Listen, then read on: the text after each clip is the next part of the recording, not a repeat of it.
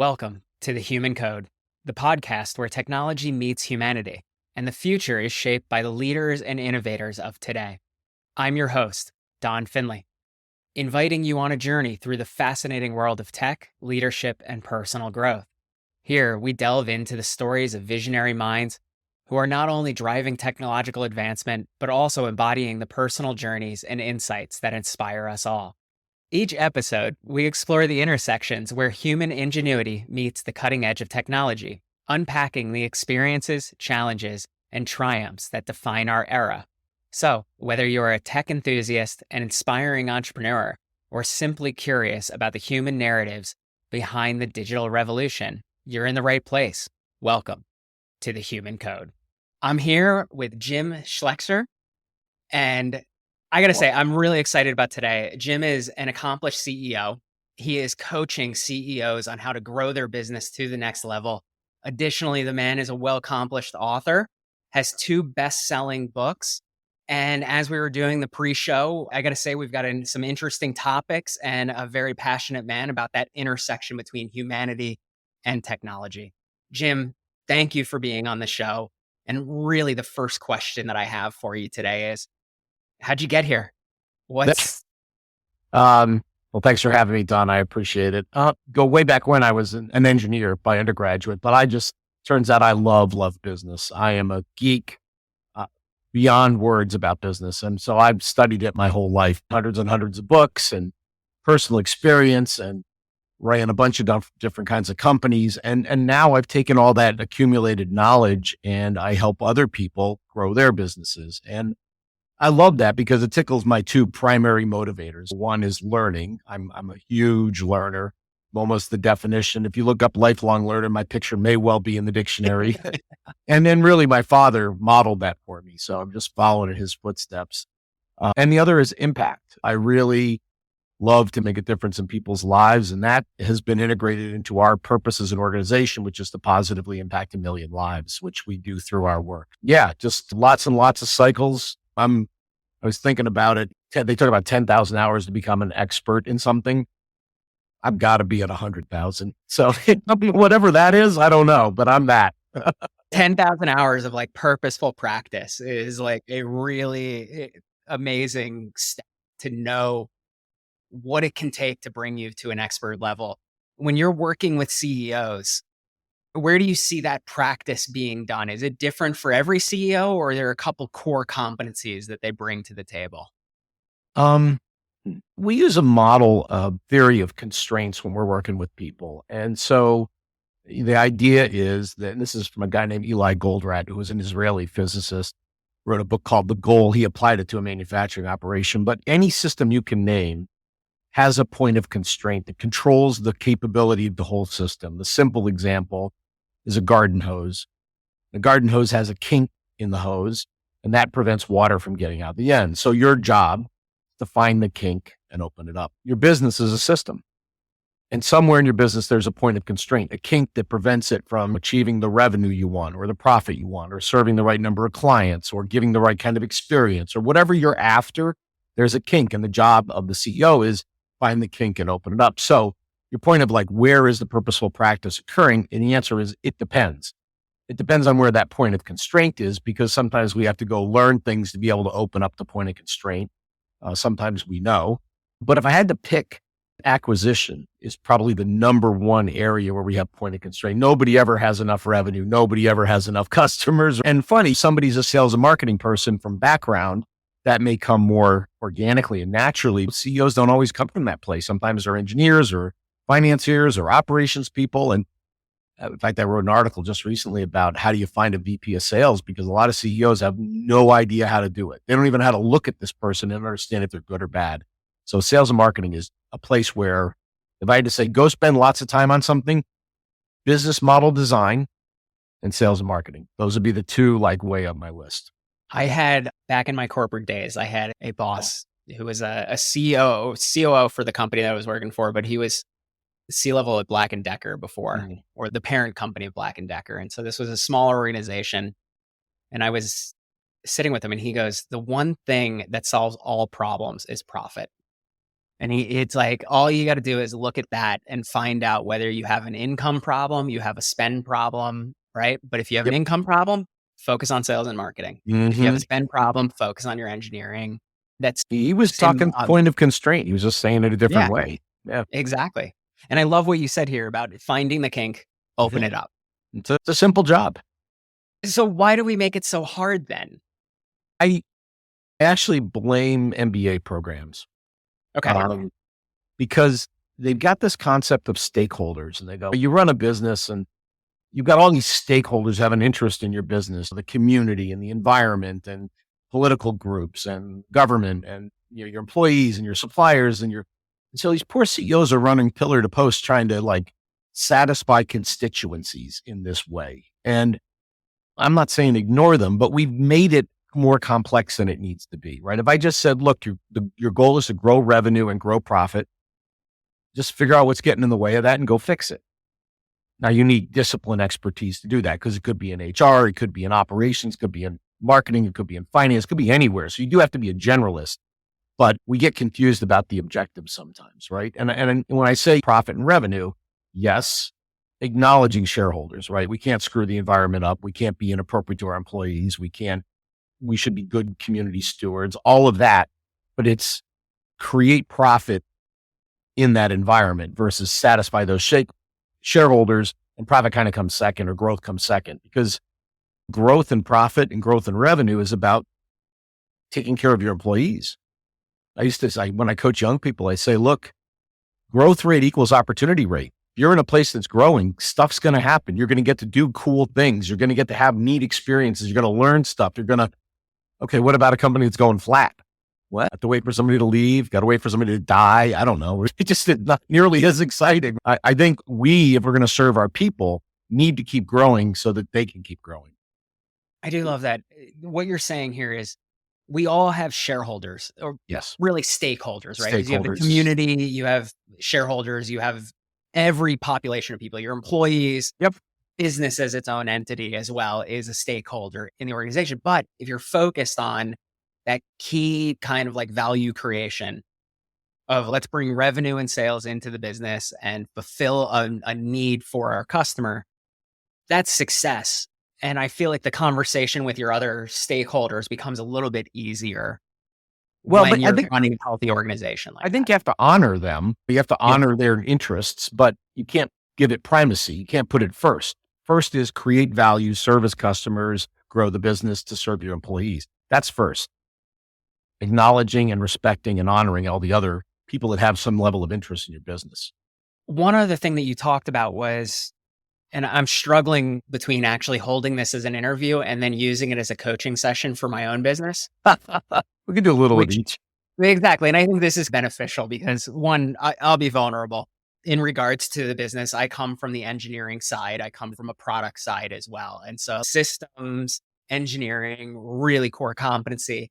And I can tell you that one of the things that I have failed as a leader in many iterations and something that I am clearly still looking at as well is building consistent sales organizations. Yep. And so you brought up that finding that VP of sales can be challenging. What have you seen as far as the people who are not able to fill that role or any role in their organization, and what kind of, I want to say, blocks that they have or experiences that they have in fulfilling that? Yeah. I think on the sales and marketing side, the question is sales and marketing an art or a science? And the answer, I think, in good quality organizations is it's mostly science and a little bit of art. Like engineering, mostly science, a little bit of art. And I think you get people that think it's mostly art. So it's magic. We do stuff and we talk to people and we move them into red, we get a sale. And this is the engineer in me. So this is appeal. Sales is a process. Sales can be Yeah. measured. Sales has steps. There's a methodology we can track. There's an optimal methodology. We can test into better methodologies.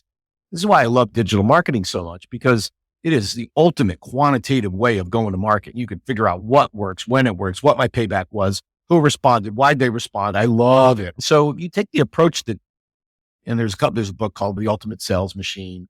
The fellow wrote it has passed, but the whole idea is let's build a machine that delivers revenue consistently.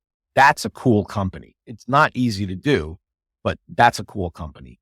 Acknowledging there's a percentage of art and maneuvering, and I got that, but operate within a structure and a system, you're going to get a better result. And I think the big thing, and this is as companies mature, early days, we are talent dependent, meaning we've got to hire really good people and they're going to fill the holes and figure it out. And they're super smart and they've got all the motivation. As you scale, you're going to hire normal human beings because the average capability of your people is. And so if you're counting on superhumans, like my strategy is to hire superhumans, right? People with capes and red underwear and the whole deal. It's a bad strategy. So the only counter to that as we mature and we grow is to build processes that I can hire normal human beings and they can perform at a high level. And that's a sales system in the case of sales and marketing. So there's this yin and yang of talent and system as we grow and mature, talent dominated and moving process dominated. And I think the trick for entrepreneurs is like, we don't want to over process our organization because we don't want to become bureaucratic. So there's like the lightest appropriate touch of process to get us where we got to get.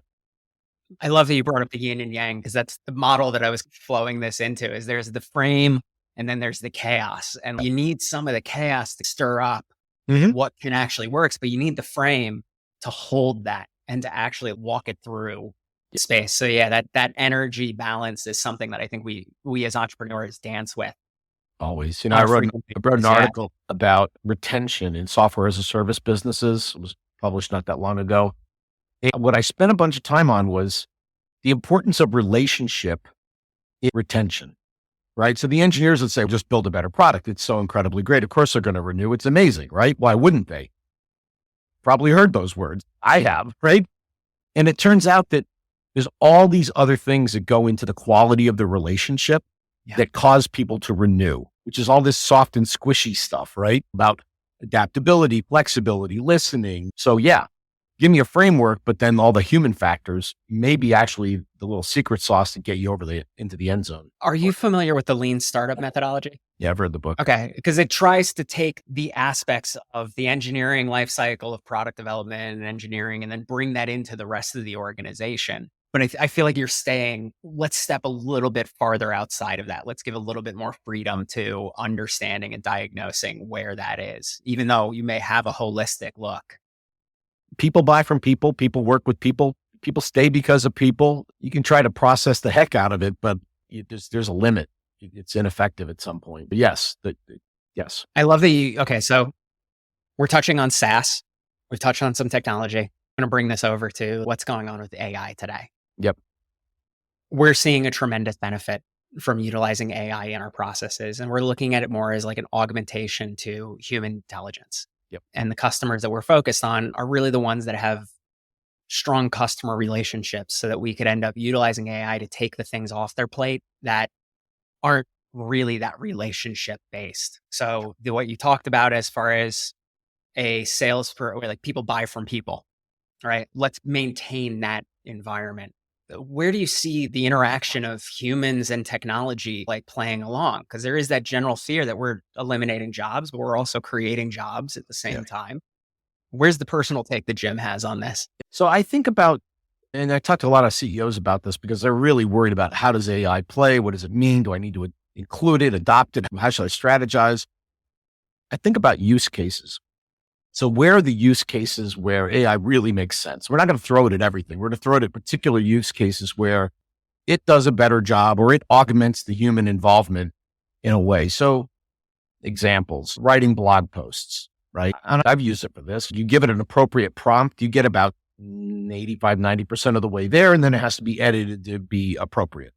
Yes. Great utilization of my time. But to write the prompt and write it well to get the output I want actually does take human intelligence because the machine is only going to do what you tell it to do. And then the editing on the back, because now eventually they'll get fully fluent, but sometimes AI generated stuff feels a little stilted in the way it's written. And then there's always the risk of hallucination, right? I used it. I just finished the program and I said, all right, write me one of a doctoral dissertation on this topic, blah, blah, blah, APA 7 with citations. I was just fooling with it to see what it would do because I'd already written chapter 1. It did a simple but passable job, right? But here's what happened. And I had read everything in this particular space. There were 2 citations that it mentioned. Man, these are amazing citations. This is a great paper. How could I have missed this paper? So I went to go find the paper. Doesn't exist. Made it up. Because AI says it's relational. It says this author and this author should have written a paper on this topic, but they didn't. So it made it up. It hallucinated it. And so you have to be careful with oversight that you don't have hallucinations in your answers. The other place that we've seen people really being effective with AI is simple tasks, simple contracts, stuff like that, but also recommending engines. Yeah. So historically, recommender engines have been rule-based and hierarchical tree-based recommender engines. Do you want it this size or that size? Do you want it blue or yellow? What are you going to use it more than 10,000 miles or less than 10,000 miles? And that channels you into a product recommendation. And now AI can do that much more fluidly. And it's actually the case that's being used is not on that. It's on something else. It's on modification of marketing campaigns based on data. So analyzing the data, analyzing what's going on, and then recommending changes to improve performance based on everything it learns. The issue there is the size of the training set, right? So unless you have 10, 20, 30, 40,000 data points that you can feed into the system, you're not going to have enough training data to actually get useful data on the other side. So it's also only appropriate where there are large data sets that you can train the AI on. We're looking at recommendation engines. Yep. Specifically, right? Like you're talking, the example you gave is like a rules-based system. Yep. So expert systems, which is still under the AI umbrella. I know, but they're old. They've been around for 30, 40 years. Oh, at least. Yeah. Actually, almost probably 80. Yeah. My undergrad degree is computer science with focus on AI. Got it. And so I was educated during the time of an AI winter. And so we were learning, we learned about expert systems. B, we also learned about neural networks, which we couldn't even identify like handwritten characters at the time, but the theory was there and the principle behind it was there. That math was figured out in the late 60s, early around, this is actually how neurons work. And so we could model this behavior. We went to recommendation engines that actually looked at you as a consumer and said, we'll use Netflix as an example, where you watch these shows and or you and I both watch shows A, B, C, and D. I watch show E, but you haven't seen it. So it will recommend to you show E because we look very similar. So that's similarity matching around that. But that requires millions of records and an extensive piece of data there. It's how Amazon's product recommendation system works, right? Like you try to find similarities in who these people are. Requires a ton of data. So even having 10,000, 20,000, tens of thousands of records for an LLM to process is a step in the direction of making this a little bit more accessible to more businesses. Yet at the same time, I agree with you. You need to have a quality set of training in order to actually make the product work. Yep. We've also seen people using in recruiting, analyzing video, analyzing resumes, trying to come up with a short list of people we should talk to. You do have to watch out for bias, and it relates to the training set, right? If it's a poor training set, you can induce bias into the engine. So you have to be just a squeak careful that you're not doing that. But all these are great use cases, and I think they're going to proliferate. I think we're in a bit of the frenzy of let's try it on everything right now. And what we're going to figure out is, okay, 50% of that was a bad idea, but 50% are really good ideas, and let's progress those. Yeah. What do you see as being like a high quality use case? What defines that? Good, high quality output, reliable, high quality output that needs to be oversighted still, but I can do that all day long regularly. That would be it. There's limited variability in the outcome. I can get a good basic result first time out with a good prompt, of course. And then with some human oversight, you're done. So in other words, take the articles that I've written on it, 700-800 word blog posts. Wrote a prompt, took me, 3 minutes or not even 2 minutes maybe to write a decent prompt. And then I spent 5 minutes editing it, right? Using Grammarly, by the way. It's another AI tool. So I'm 7 minutes in on an 800 word article. I couldn't have written that thing in 7 minutes. It would have taken me 25 or 30 minutes to write it properly. So I've saved 20 minutes, boom. And I can do that all day long. Pick your topic. See, and I think that's a great use case where we're doing a similar type process as well, where I'll do these interviews, I'll take podcasts that I'm on, and we'll repurpose it into blog posts using the AI to read the transcript, come up with topics, and then assist in the writing of them, because you still Perfect. need that human kind of like space. How do you see this changing our human interaction? See, I actually think that it's going to make us more human. Fuck yeah. Yeah, because we're going to do the things that only we can do. And that's the human interaction, the human relational, the sensing of emotion, the empathetic stuff that we do.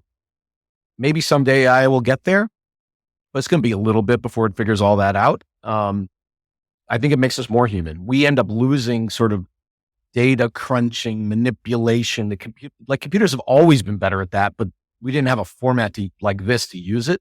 So I think you've extended what computerization and data use has happened. We're really think about when computers first came into the workplace, it changed the whole dynamic of what people spent time on. And we spent time on higher value tasks that only we could do. Yeah. And we're just doing that again. It's another tool, right? It's another tool that elevates what we work on. For example, in straight up code slingers are probably a little bit at risk, right? Because you can enter the proper prompt and perfect code comes out. Code quality assessment. AI is awesome at finding the period or the comma or the semicolon that you missed, right? And that is a horribly difficult process for a human, right? But architecting the system and figuring out what the system should do and how it should do it and what's the look feel. And I think AI is going to struggle with that one for a while. I'm not going to say never, but for now at least. So that human piece we will continue to own, I think, and the higher order thinking, at least for a while, we're going to continue to own that. It comes down to this is the first set of tools that we've actually created that has decision-making capability, right? Like the garden shovel doesn't figure out where it wants to actually move. We're seeing reasoning be an emergent quality of some of these systems that, while it's, let's say, in its infancy, we can extrapolate out where that could go. We don't know how fast it's going to go there. It feels like it's moving along at a breakneck speed right now, and we don't know where that will end. And if the current technology that we have will get us there, or we'll need another breakthrough. But by the way, we're starting to run out of juice on the training sets. Yeah. In other words, they consume the entire internet and there's not enough. Now, what do you to train it properly for some things? And now what do? That's all the data there is. Like, now what do we do? Which is also amazing, because you bring this back to the human experience, right? And I was having this conversation with my brother yesterday. He has young children, and we were talking about like the right time to introduce them to things in their life and like when that happens. And when you're the age from 0 to 7 years old, your subconscious is literally like right in line with your conscious. Your conscious is just like sitting back and watching the show and going, everything that I'm taking in, I'm just going to embed into the operating system of that. And 95% of the things we do on a daily basis as adults are really automatic. They're somewhat automatic responses, and it takes a trained person or you train yourself to recognize what patterns you want to break. And so forming of those patterns early, but bringing this back to the technology, is you need a lot of data to make an LLM. You need a ton of data and a ton of repetition to do neural networks because of the way the math works. Yet the human brain can literally see something once, twice, 3 times and go, yeah, I'm going to rewire for that. So we require a lot less data to find the pattern that we want to like embed. Whereas an AI requires so much more data, and even my dog requires so much less data than an AI does today. So I imagine we're going to find some efficiencies in that. There's also been work on creating synthetic data, which is somewhat kind of an interesting topic as far as how that goes. But we could end up seeing models that require less data in order to push I think we have to, because think about the amount of processing power and the amount of just electrical power required to accomplish it is the definition of brute forcing the answer. Just throw massive racks of NVIDIA GPUs at it and just crunch you've got to break through. I was talking to somebody the other day. They were talking about how Amazon is becoming interested in nuclear power, because they've been putting their data centers next to hydro for a while, because they're like, we need so much, we're going to just stick it next to the power plant.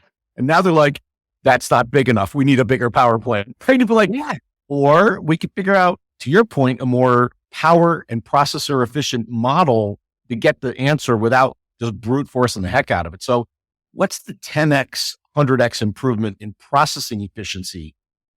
And that may be your next breakthrough, right? Where I can deal with a smaller data set, use less energy, use less power, use less GPUs while I'm trying to get these answers out. and I think we may actually see this as well, because one of the constraints on the growth of AI is actually the chipsets. Yeah. And it's not even the redesigning or it's the manufacturing, it's getting the raw materials in order to make sure that we can create this, plus the power, plus water, right? Everything that goes into this, these are just massive beasts.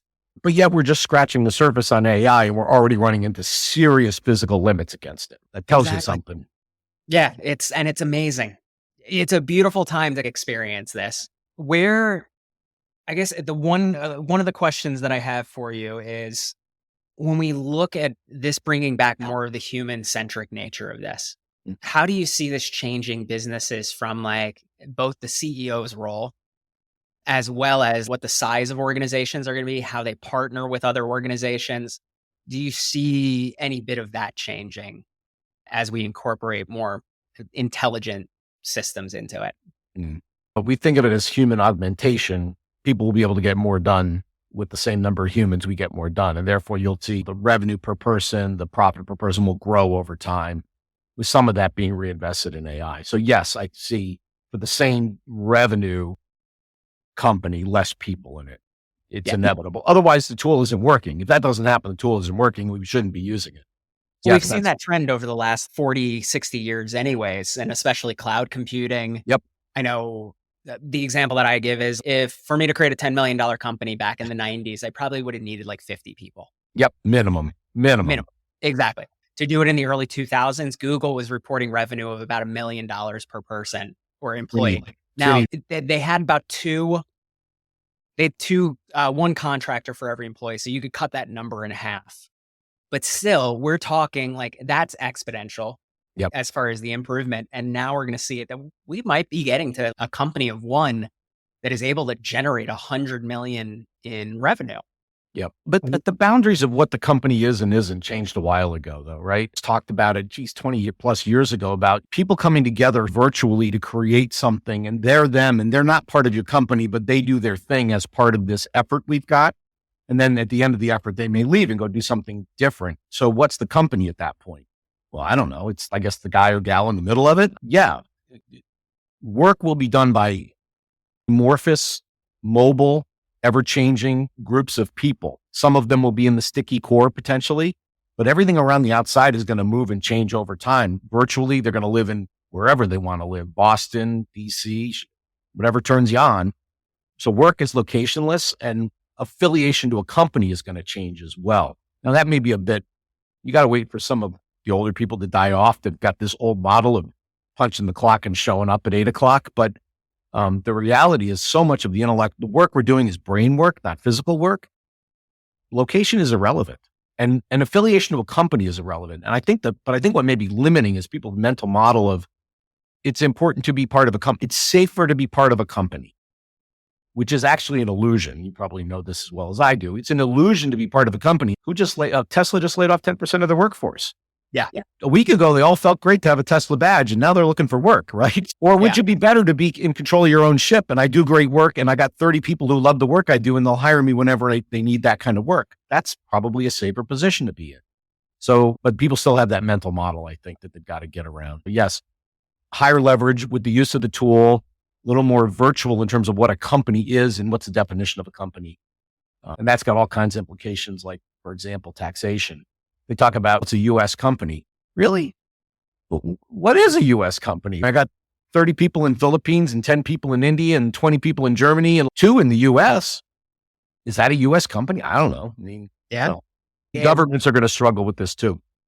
And I think you can already see it, because there are some companies that are trying to recruit the digital worker as well. Estonia has an e-passport, I believe it is, or something for the digital nomad.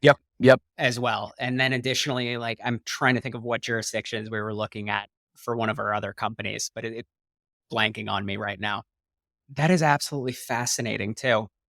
How do you see this impacting your personal life? Um, I'm trying to intelligently embrace it, right? I'm generally not a first adopter. I'm a sort of second or third tier adopter. And so I'm Yeah, looking for those really good use cases and then I'll adopt them into my own little eco, if you will.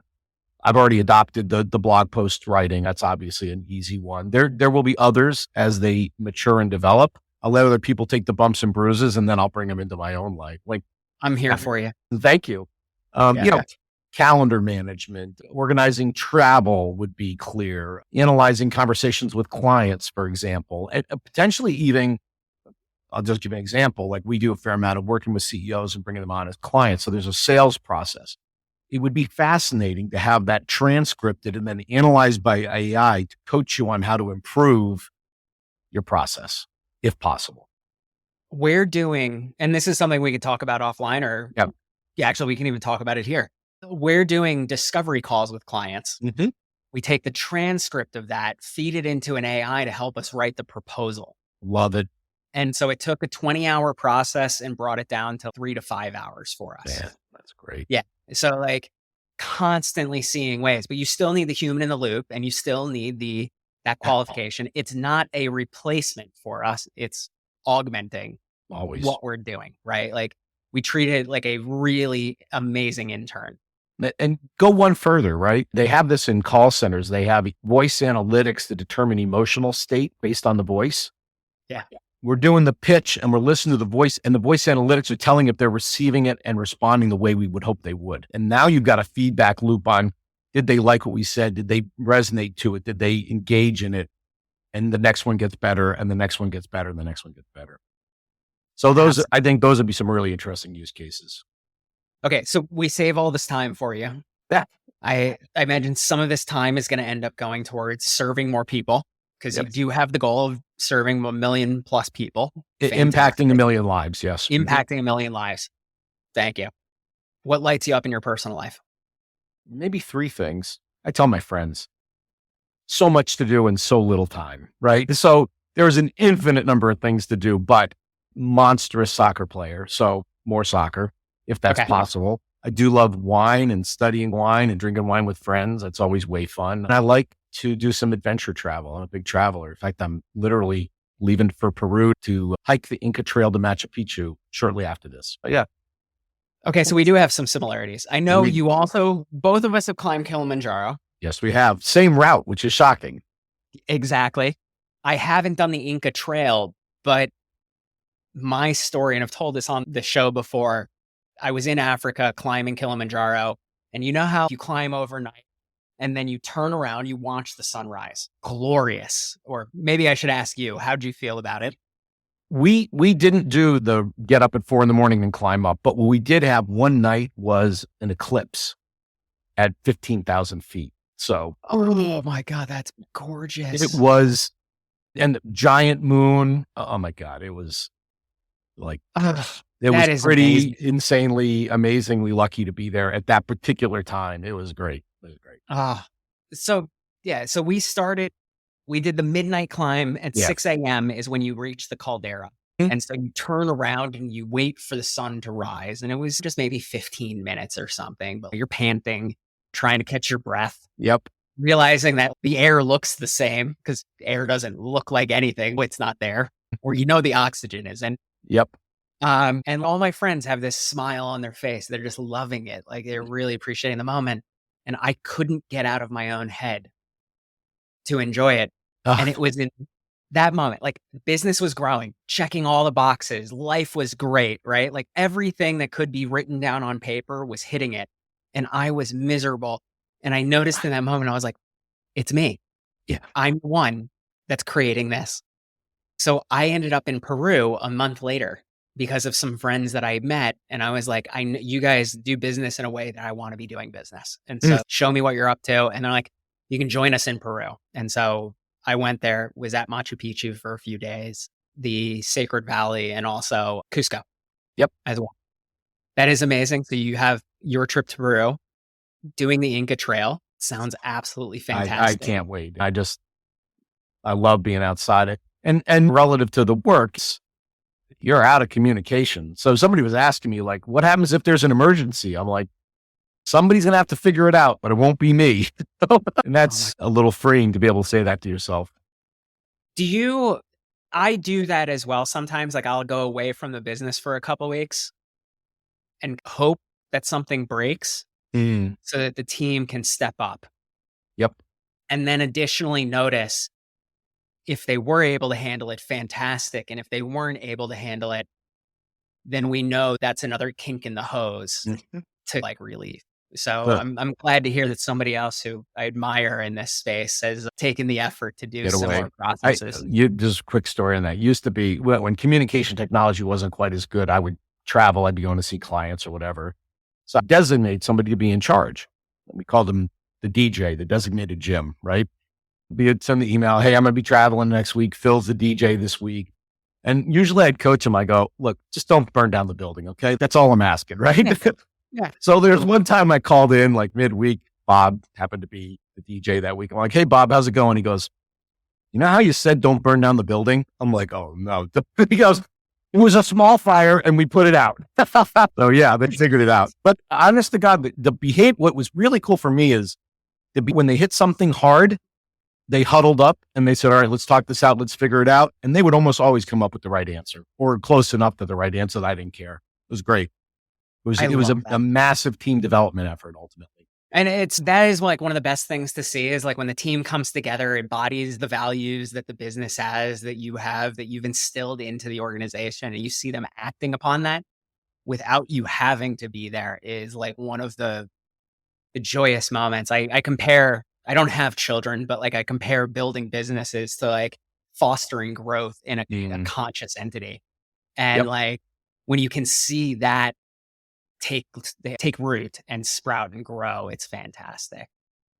Couldn't. Any words of wisdom that you have to people who are starting their career coming up, or even our CEOs who are new to this role? Different advice for people coming up. There is no replacement for just doing the work.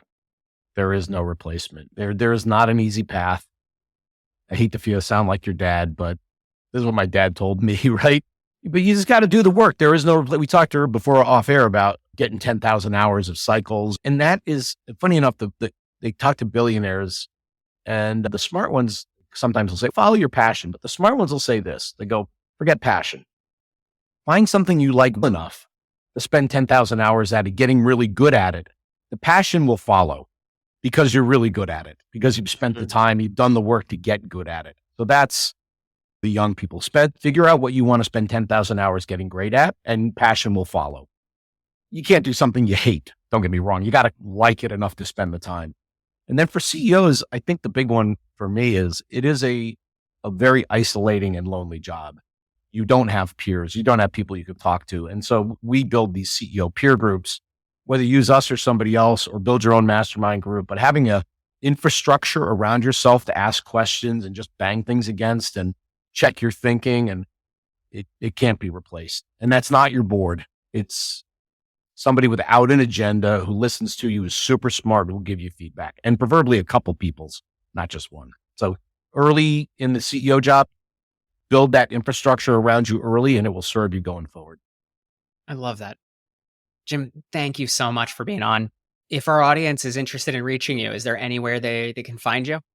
Yeah, you can go to theceoproject.com or jim@theceoproject.com and we'll get right back to you. And we're on TikTok and Instagram and LinkedIn and every other social media platform on the planet, but that'd be the easiest way. I love it, man. Thank you so much for being on with us today. It's a great pleasure, Again, Don. Thank you. thank you. Thank you for tuning into The Human Code, sponsored by Findustries, where we harness AI to elevate your business. By improving operational efficiency and accelerating growth, we turn opportunities into reality. Let Findustries be your guide to AI mastery, making success inevitable. Explore how at findustries.co.